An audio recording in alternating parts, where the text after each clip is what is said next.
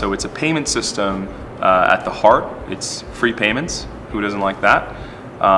But it's using a form factor in gold that over time, if history repeats itself, and we're talking about 6,000 years of history here, should significantly and markedly empower your life. It's a market sort of reaction, a market approach to reintroducing what's known as a commodity money.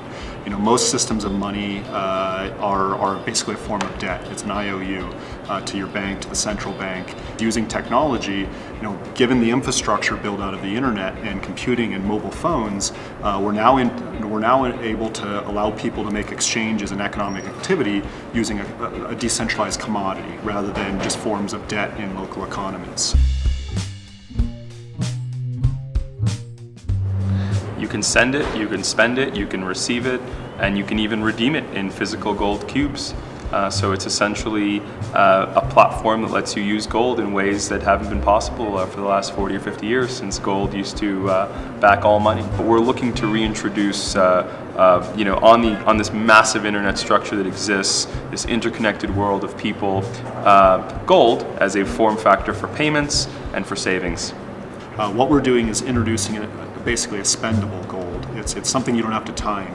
Just over time, it's outperforming and holding value, measuring things of value, and you're able to buy a coffee with a debit card, based on that gold.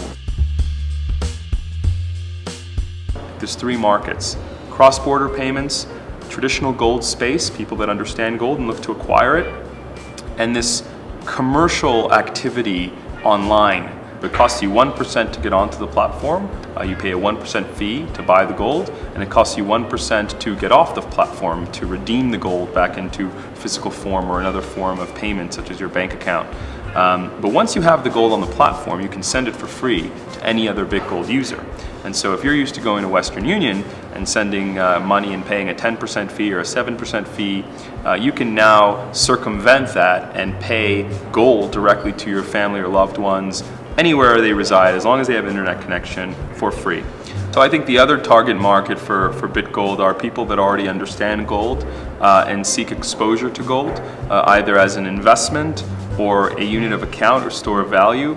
I personally don't think that gold should be massively overweighted in an investment portfolio. I think it should maybe represent 5 or 10% of your net worth or your assets. But I do believe that as you go down the socioeconomic ladder, as you have less money, gold should have a larger weighting in your portfolio before you have access to things like stocks and bonds and real estate, when your savings constitute of just cash, either sitting in your house or in a checking account. You know, there's still more of the population that fundamentally understands gold as a natural asset than understands systems of debt and financial systems currently unbanked. The internet is democratizing access to everything. And there's a very large market that understands gold as something that is permanent and holds value, and something that they seek to protect their surplus and their efforts.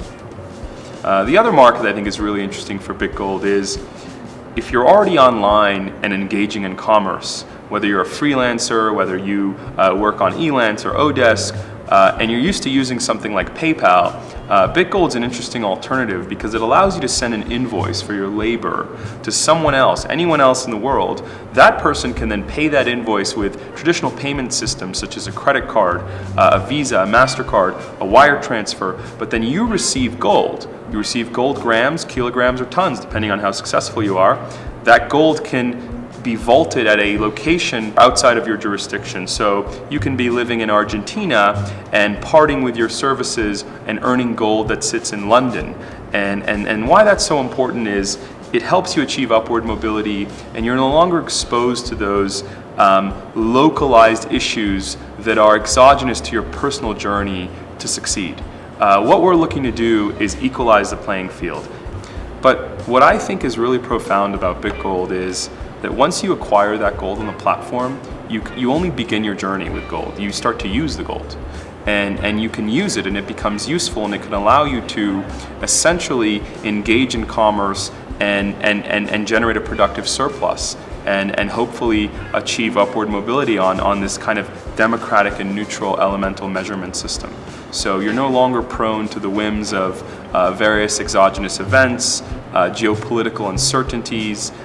You will now have a system for accumulating a surplus under a unique elemental measurement that's relevant to your food costs, it's relevant to your energy costs, it's relevant to your shelter costs, and that over time won't erode in value.